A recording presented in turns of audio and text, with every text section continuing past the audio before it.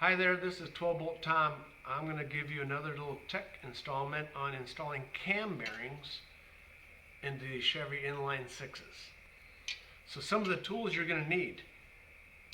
I use a little square, and I'll show you what we'll do with that later. Dial caliper. A flashlight, of course. Always need a flashlight. This is a tool you might not have. This is a cam bearing driver, or a bearing driver. And I also use a large straight edge. You can use about anything for the straight edge. It doesn't have to be a ruler. I use a large hammer, compounder if you want to call it that, and I use a little oil. And the ever-present Sharpie. You have to have a Sharpie. So we're going to show you the steps that we use to install the cam bearings into one of these blocks. There's some tricks, and it can be difficult. Okay, let's go to the next step. Alright, so we're going to show you first one thing. This is a 250 block from 1971, late 1971. This is a 292 block from 1968. There are differences in the bearings. There's 4 bearings used, but the differences are the early blocks used a larger cam bearing in the front and a larger cam bearing in the rear and 2 smaller ones in the middle. The later blocks, 71 or newer, used the same smaller size cam bearing throughout the block. Made it much easier. So we get a lot of questions from people, well, what size bearings do I need? Well, the easiest way to do it is use your caliper, come over to your block, and measure your hole diameter. And you can see this one here is coming up just less than 2 inches. It's like 198 thousandths of an inch. So if I go to this 292, which I know is an older block and it uses 2 different size bearings, I go to the same hole and I will measure, once I get into it, right, a larger hole diameter. So see that? The hole diameter is over 2 inches. 2 inches and 8 thousandths in this case. So the bearing that goes in that one, I can measure the bearing right here. 214 thousandths. Not 200. 2 inches and 14 thousandths. If I come back over this block that measured just under 2 inches, its bearing measures just over 2 inches. So it has the right amount of press needed for that size hole. So that is the difference between older blocks and newer blocks. And the easiest way to tell is to simply come over and measure that hole. Otherwise, you have to do a lot of ciphering with the date code, which is on the block. And that can be, you can cipher that with news from the internet. Google can help you with that. I don't want to go through all the details of it. There's a lot to it. So now we're going to walk through how to set up to do your cam bearings. So I'm going to get in position again. Chevy. Okay, steps to do the cam bearings. So I like to do indicators inside the bore of the cam bearing hole.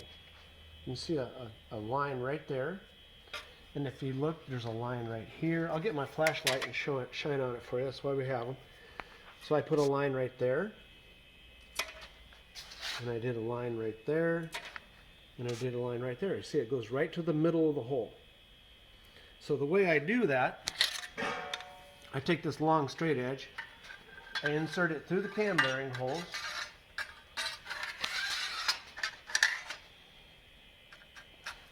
and I simply put it like that so that I can take my Sharpie and put a line in the middle of that hole, just like that. And I do the same thing on this hole. I do the same thing on this hole. And I do the same thing on that hole, making sure that line goes right to the middle of the hole, not on one edge or the other. That's going to be our reference line for it. So I can put that away now. I don't need it anymore, that tool. So the next thing I do is I want to put a reference line. See the oil hole right here? And I already put a line in it. I want that line to line up inside, right in there, with the oil hole. I want those to line up. Once I do that, I take my Sharpie and I draw a line right here to line these up, and I mark this with number 1 cam bearing. So the line is lined up down there. I put a line on the top. I hold this bearing square, put a number 1 on it. So then I repeat the process. Here's number 2. I put a line inside of it. The way I put the line inside is I use my little square. So I take this little square,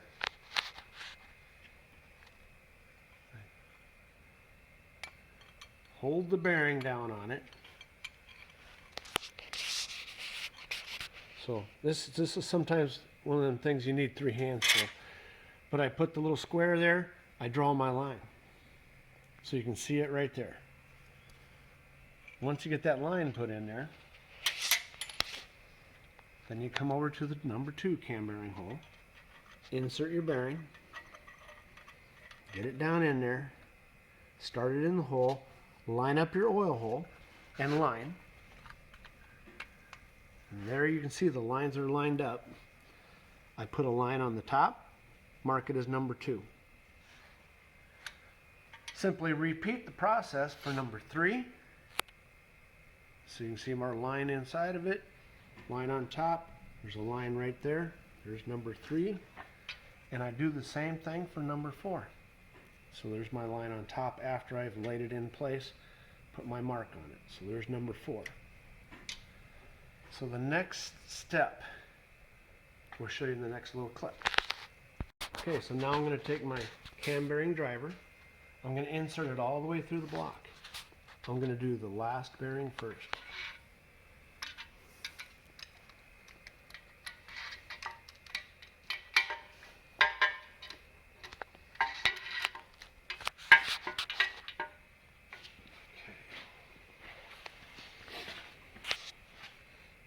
So then I want to make sure I put the bearing on properly.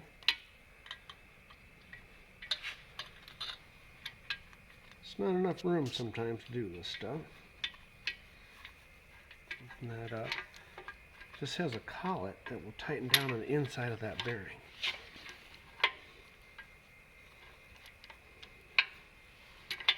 And it's not cooperating very well. There. So the bearing slid all the way to the back side of the stop. Now I tighten down the rubber, expanding it, holds the bearing in place for me. So I have my line on top. I can't see anything on the bottom. I line it up. You see it's lined up. So one thing I like to do is I like to apply a little oil inside the bearing hole in the block. It helps the bearing slide in a little better. So I'm going to grab a little oil.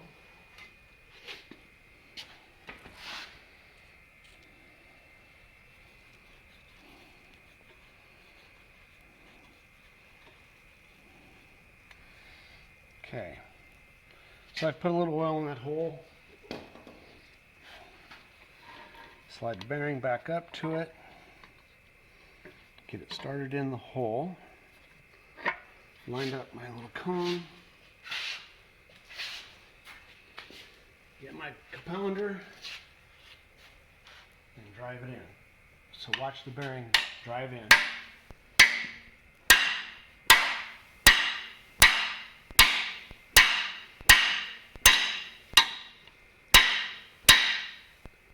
Drive it up till it seats. It would keep on driving. I stopped. Turn this back a little. Try to get it out. Comes out in pieces sometimes. After I get it out, I look in the hole and see how the alignment is. So you can see this one. The oil hole in the block is smaller than the oil hole in the bearing. And you can see that we have almost perfectly unobstructed hole for the bearing alignment. Hope you can see that in the video.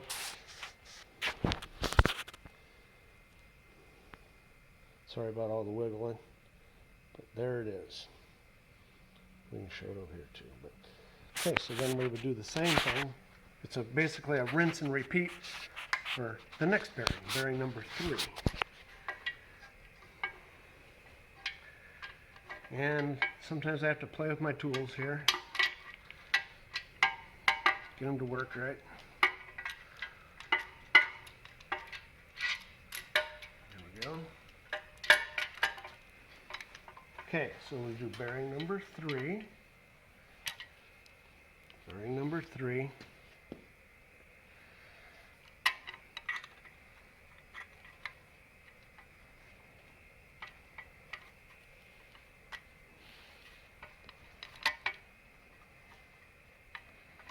Okay, so the bearing is completely seated on the tool. I'm going to get a little bit of oil again.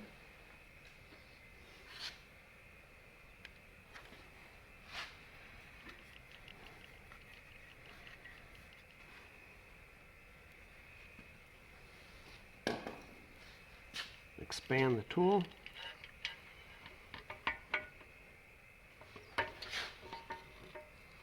Align it.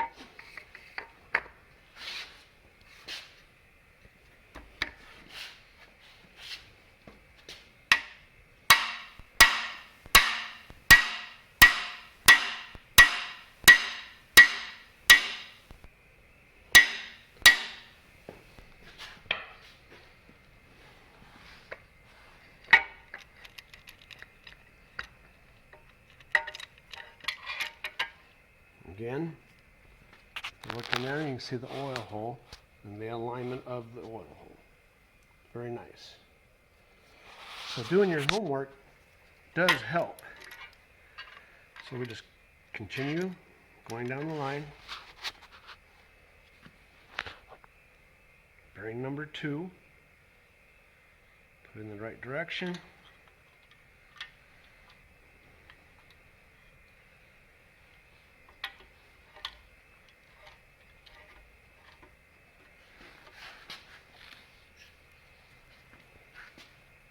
Oil.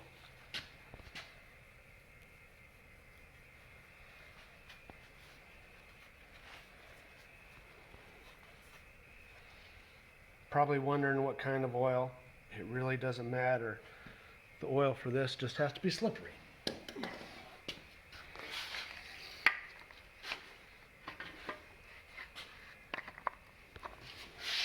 You see I'm not lined up yet. Tightening my tool a little bit more.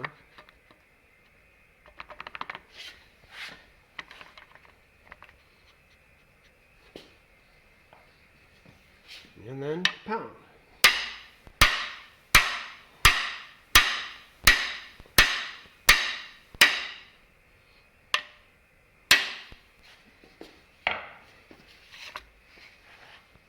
I've actually modified this tool a little bit to do bearings with on these particular engines. So if we look again at the oil hole, nice alignment.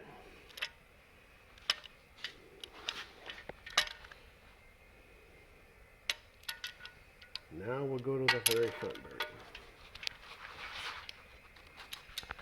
So a lot of people like to do everything themselves, and I don't blame you, because I like to do everything myself also. But to do cam bearings in your home shop without the proper tools, especially this tool is not that expensive. You could probably buy this tool on eBay used, $100. I've seen them at pawn shops. A buddy might have one. Brand new, they're probably $200. Sometimes it's worth paying an expert to put it in. So now I'm going to put a little oil in the hole again. This bearing's a little harder because I can't line up with the block as well as I can with the other ones. So I have to be careful with this tool. So I take this, and when I'm saying I can't line up, say I could go this way, I can go this way, I can go this way and this way real easy with it because I have nothing to line up on. All I have is one hole in the block. So I line up with my line. I want to make sure my bearing is sitting flat against the block. And this bearing is actually going to go into the block a little further than just the surface of the block. So you can see I can wiggle it all over the place. So I line up to my line.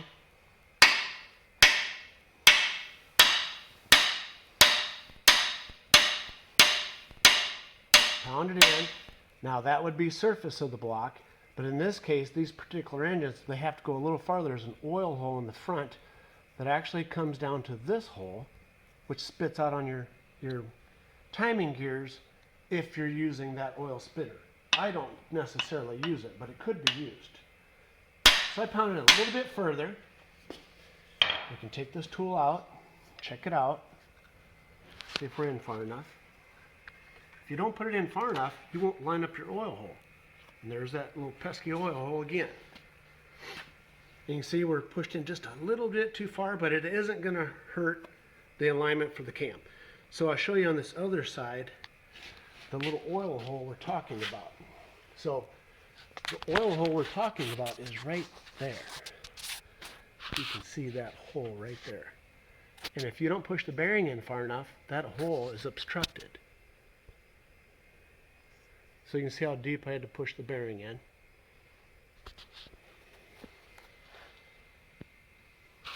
So the next step we would do on this engine, the very next step would be putting a camshaft in it, because sometimes after putting in cam bearings, the cam will not want to go in for you. And you actually have to shave the bearings a little bit, and we use a razor blade to do that with. So the next step we're going to do is fit a cam into this block.